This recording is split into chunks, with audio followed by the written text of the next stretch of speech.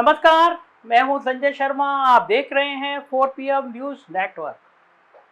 दिन सबके एक जैसे नहीं रहते, ऊपर नीचे ज़िंदगी में होता रहता है। मुझे अभी 2014 का सीन ऐसा लगता है जैसे मान लो कल की बात हो। मोदी जी जब चुनाव लड़ रहे थे, पूरे देश में भक्त इतने ज़्यादा व्याकुल आत्मा हो रहे थे, कुछ पूछिए मत। मेरे बहुत अच्छा मित्र PCS एलाइट था, वो मुझसे बहस कर गए कि आप जानते ही नहीं हैं, मोदी जी में भगवान विष्णु का अवतार है। मोदी जी के चेहरे को देख के लगता है भगवान विष्णु है। मैं उनसे हंसा, क्या बात करता। फिर मुझे एक IPS जो आज इस समय उत्तर प्रदेश में बहुत इंपॉर्टेंट जगह पे है, बहुत ही इंपॉर्टेंट जगह पे डेपुटेशन पे थे, वो मुझसे एक दिन बहस करने लगे। संजय जी, नास्ट्राडोम की भविष्यवाणी पढ़िए। उन्होंने कहा है कि देश का एक व्यक्ति पूरी दुनिया में राज करेगा। मोदी जी वो आज व्यक्ति हैं। मोदी जी भगवान विष्णु का अवतार है। मैं ये बात इसलिए कह रहा हूं कि आदमी इस लेवल तक पहुंच गया था कि वो अपने एक राजनेता में भगवान विष्णु का अवतार खोजने लगा था। इसमें कोई दो राय नहीं कि मोदी जी बात करने में बहुत अच्छे हैं, मंच पर जब बोलते हैं तो छा जाते हैं। दुनिया में एक साख बनाई है, मुखर होकर बोलने की साख बनाई है। ये बता रहा है कि बोलते बोलते कई बार गड़बड़ियां कर जाते हैं, इतिहास के पन्नों में काफी गलतियां कर जाते हैं। और 2014 से पहले एक बार आपको याद होगा, उन्होंने एक लाल किला, नकली लाल किला बनाया था। उस नकली लाल किले पे खड़े होकर बोले थे तो लोगों ने मजाक उड़ाई थी कि नकली क्यों कर रहे हैं।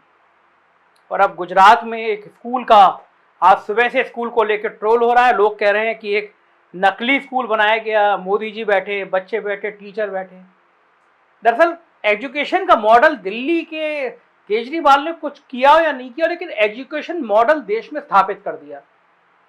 अब देश में एक बहस शुरू हो गई एजुकेशन मॉडल की, और ये तब शुरू हुई जब न्यूयॉर्क टाइम्स ने दिल्ली के स्कूल मॉडल की तारीफ कर दी कि जबरदस्त दिल्ली का एजुकेशन मॉडल है। ये बात अलग है, उसके बाद ही केजरीवाल सरकार की मुसीबतें शुरू हो गई, CBI और ED पीछे पड़ गई। तो आप सुबह से उस स्कूल के लेकर ट्रोल हो रहे थे। मोदी जी की एक फर्जी स्टेज के पिक्चरों की शूटिंग होती है, ऐसी मोदी जी के लिए स्टूडियो बनाया गया, उसमें बच्चे बैठे, टीचर बैठे। तब तक शाम को खबर आई कि UK के प्रधानमंत्री ने, तो मैडम ने केवल 45 दिन में इस्तीफा दे दिया, क्योंकि वहां लगातार आर्थिक हालात गड़बड़ होते जा रहे थे। तो उन्होंने उससे 45 दिन में इस्तीफा दे दिया और लोग ट्रोल शुरू हो गए कि भाई UK में केवल 45 दिनों में जब आर्थिक हालात गड़बड़ हुए तो प्रधानमंत्री ने इस्तीफा दे दिया, और भारत की तो आर्थिक हालात पे बैंड बज गई है। हमें 82 करोड़ लोगों को 2 वक्त की रोटी देनी पड़ रही है। GDP की कुछ पूछिए मत क्या हाल है। रुपया ने ऐतिहासिक गिरावट दर्ज कर ली। कोई सपने में नहीं सोच सकता था कि रुपया 83 क्रॉस कर जाएगा डॉलर के मुकाबले में। और मैं इस बात से हैरान हूं कि इतने योग्य मिनिस्टर होते हुए भी इतनी बेवकूफ़ी भरा बयान कोई कैसे दे सकता है, जैसे हमारी माननीय महोदया वित्त मंत्री ने दे दिया। कहा कि रुपया कमजोर नहीं हुआ, डॉलर मजबूत हो गया। मुझे लगा कि मैंने बहुत बारीक से देखा कि गड़बड़ी हो क्यों रही है, परेशान क्यों है मोदी जी, अमित शाह, ये वित्त मंत्री परेशान क्यों है। तो मुझे समझ में आया कि गुजरात ने गड़बड़ कर दिया है। गुजरात में जो ये ट्रायंगल फाइट शुरू हो गई है, आम आदमी पार्टी किसको नुकसान पहुंचा दी कि इसने BJP का सारा गणित गड़बड़ा दिया है। हाल ही में एक सर्वे एजेंसी ने गुजरात में सर्वे कराया। सर्वे इसलिए कराया, ये जानने के लिए कराया कि इस बार के चुनावों में आम लोगों की नजर में मुख्य मुद्दा क्या है। इस सर्वे के मुताबिक बेरोजगारी को 31% लोगों ने मुख्य मुद्दा माना, महंगाई को 8% लोगों ने मुख्य मुद्दा बनाया, जबकि भ्रष्टाचार को 7% लोगों ने मुख्य मुद्दा माना। इससे आप अंदाजा लगा सकते हैं कि चुनाव आयोग आखिर मोदी आयोग में क्यों तब्दील हो गया। क्यों चुनाव कार्यक्रम की घोषणा हिमाचल के साथ गुजरात में नहीं की गई। इसलिए नहीं की गई क्योंकि वहां आचार संहिता लग जाती, और जब आचार संहिता लग जाती तो मोदी जी ने जो 75,000 नौजवानों को नियुक्ति पत्र पकड़ाए हैं वो कैसे पकड़ा पाते।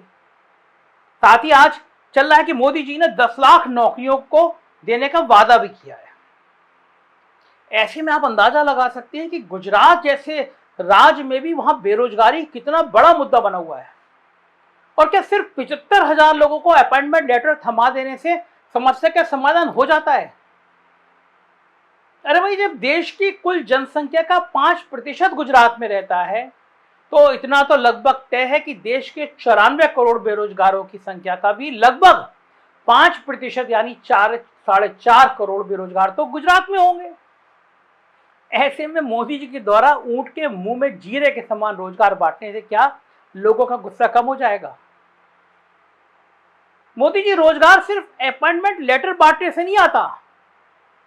प्रधानमंत्री जी, आप तो बहुत विद्वान हैं, आप समझिए, बल्कि इसके लिए रोजगार जैसी आर्थिक नीतियां, रोजगार को ज्यादा उपलब्ध कराने के लिए, रोजगार बढ़ाने के लिए ऐसी आर्थिक नीतियां बनानी पड़ती हैं। पब्लिक और प्राइवेट सेक्टर के बीच संतुलन बनाना पड़ता है कि ना कि सारी संपत्ति देश के उद्योगपतियों को बेचनी होती है। संगठित और असंगठित क्षेत्र के बीच संतुलन बनाना पड़ता है, ना कि नोटबंदी करके असंगठित क्षेत्र की कमर तोड़नी पड़ती है। आपके आर्थिक नीतियों का परिणाम यह हुआ कि अब बनारसी साड़ियां बनारस के बदले बांग्लादेश से बनकर हिंदुस्तान में आ रही हैं। सूरत का हीरा व्यवसाय की जगह चीन लेता जा रहा है। गुजरात का मूंगफली और कपास की खेती करने वाले किसानों की एमएसपी तो दूर, उल्टा 13 महीने तो किसानों को सड़क पे खड़ा कर दिया गया था।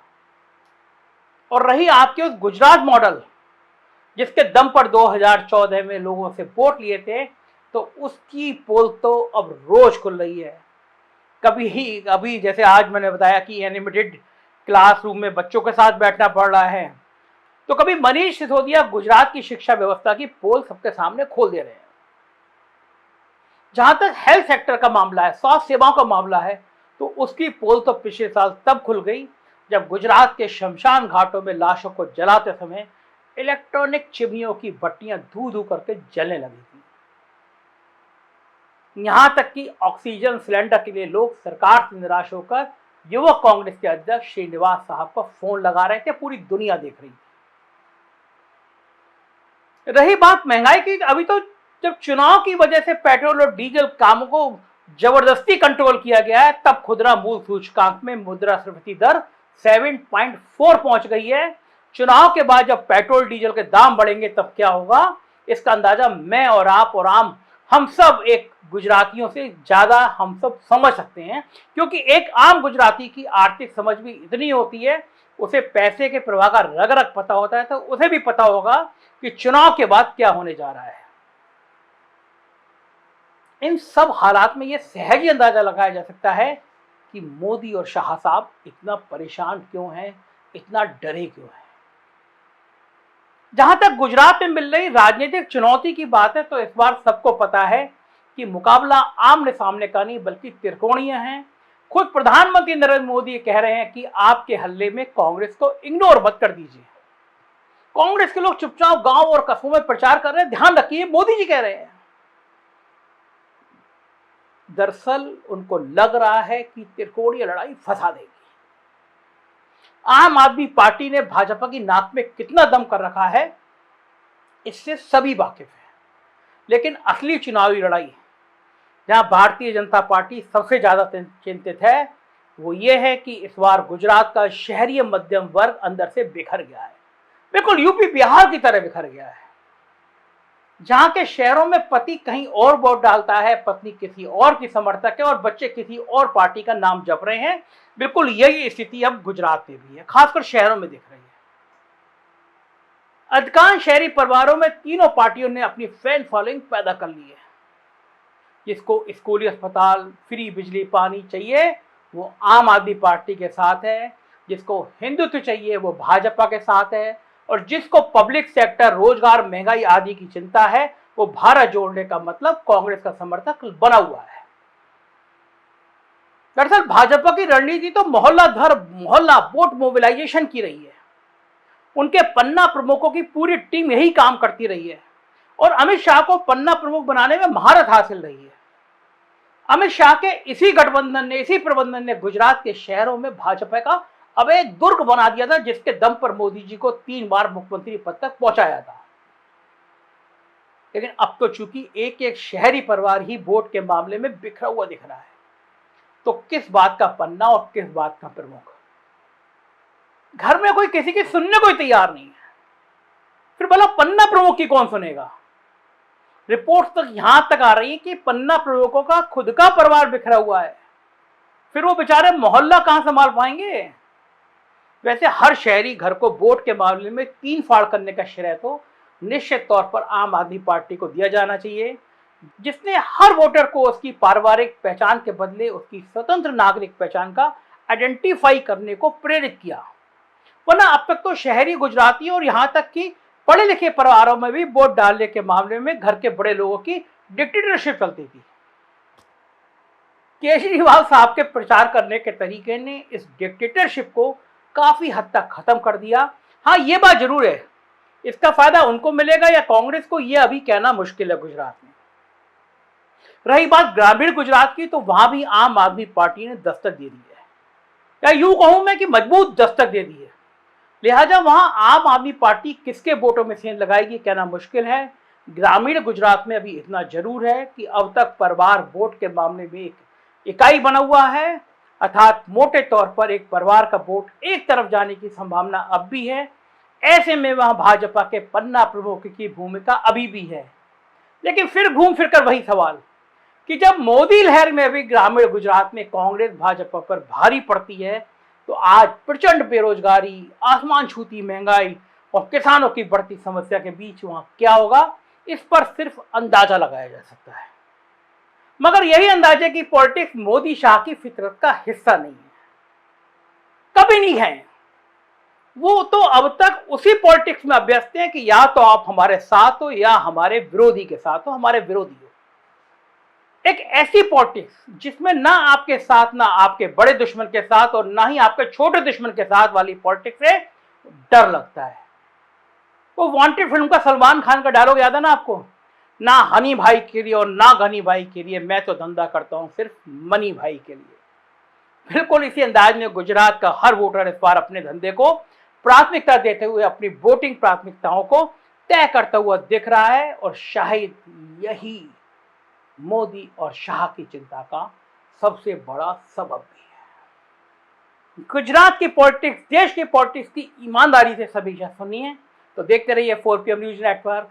उत्तर प्रदेश की खबरें देखनी हो तो हमारा दूसरा चैनल 4PM यूपी, और बिहार की खबरें देखनी हो तो हमारा नया चैनल 4PM बिहार। तो उसको सब्सक्राइब करिएगा, बने रहिएगा। सच बोलने के लिए आपका साथ चाहिए। शुक्रिया, थैंक यू।